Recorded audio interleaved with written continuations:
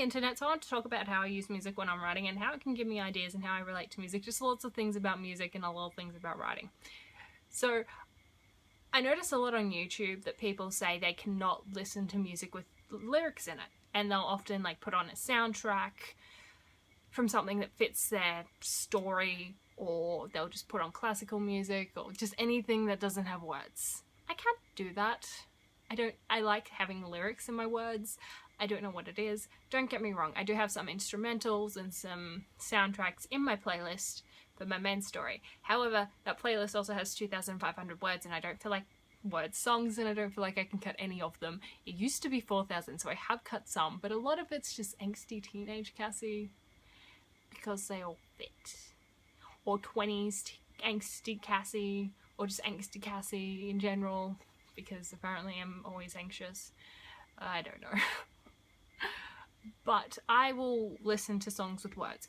There's a few reasons why I think I can do this. I have grown up around music. I love music. I sing music all the time. I can pick up on lyrics like that, which makes it confusing that I will listen to songs with lyrics. And it's more that I think my subconscious hears the lyrics, but I don't get distracted by them. It helps me focus because my subconscious is distracted with the music while my consciousness is conscious on the writing and the themes of the story.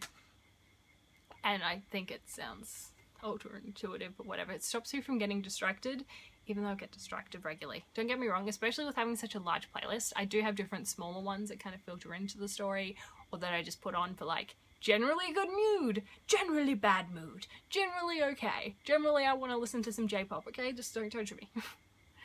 But it just like keeps that part of my mind occupied, and I will skip songs. I have skip buttons on my keyboard, so I can do that if I'm hearing a song I'm like, that does not work right now, next. There are a couple of songs that go to this story specifically, like The Lonely by Christina and The Anthem of the Angels by Breaking Benjamin. Anytime I hear that, I get images of scenes. The Lonely is more how the character used to know themselves and how they feel like they're a ghost of their sister, and it happens in Act 2.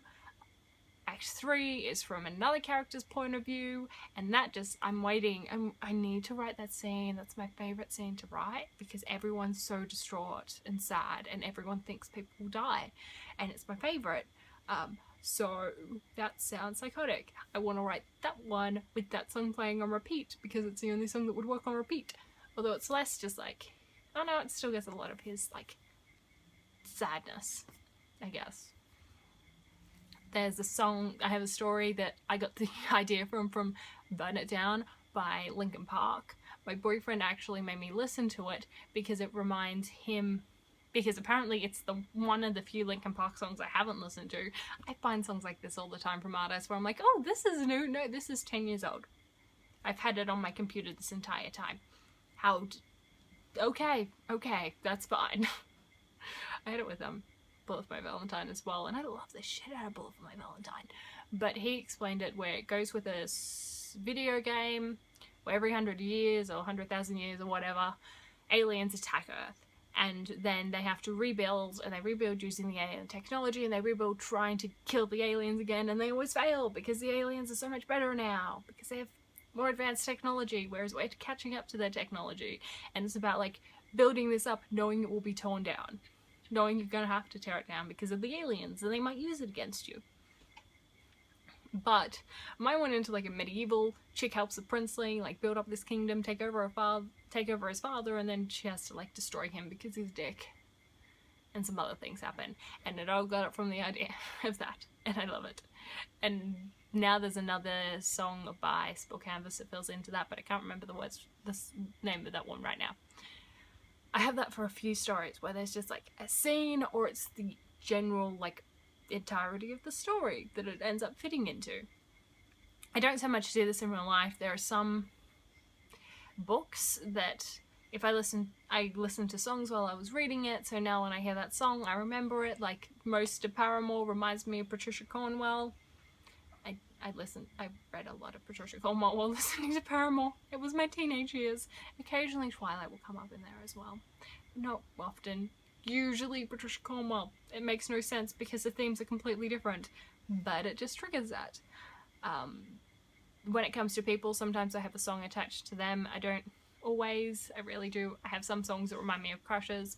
I didn't have a song that reminded me of my current relationship until now. I found one last night. I'm Yours by Alessa Cara.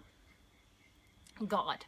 It's more just like how I feel, and like that falling in the, it's pretty much promising you and trust anyone, promising you and fall in love, but then this one person comes along and you're like, okay, I'll let you in, I guess. I'll make room for one. And I think a few of my favorite lyrics from that one that really answer to me are like, I'm mad at you for being so cute and changing my mood and altering my route. What's wrong with you? You make me so sick from being so perfect. Not so much. What did I do? What can I do? I wasn't trying to melt this heart of iron, but the way you hold me makes the old me pass away. And I would be lying if I said I wasn't scared to fall again, but if you promise me you'll catch me, then it's okay. And the opening verse, which is, some nerve you have to break up my lonely, to tell me you want me, how dare you march into my heart, oh how rude of you, to ruin my miserable, to tell me I'm beautiful.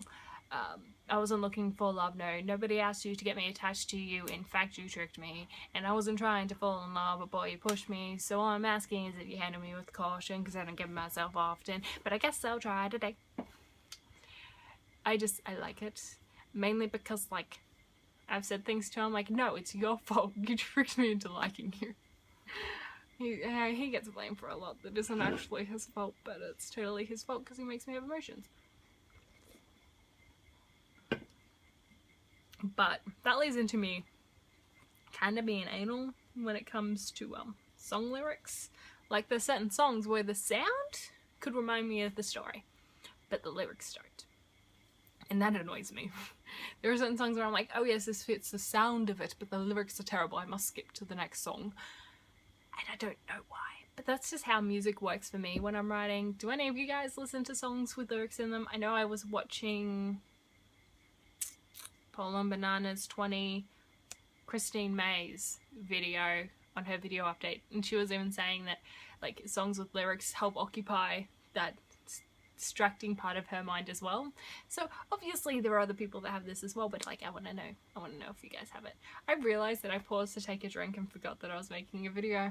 Oh well, you get to see that I like Pepsi Max. Does it have fake sugars? Yes. Are fake sugars bad for you? Yes. Do I love Pepsi Max? Yes. More than Pepsi. If it's not for this, it's just like full fat Coke or vanilla Coke or cherry Coke.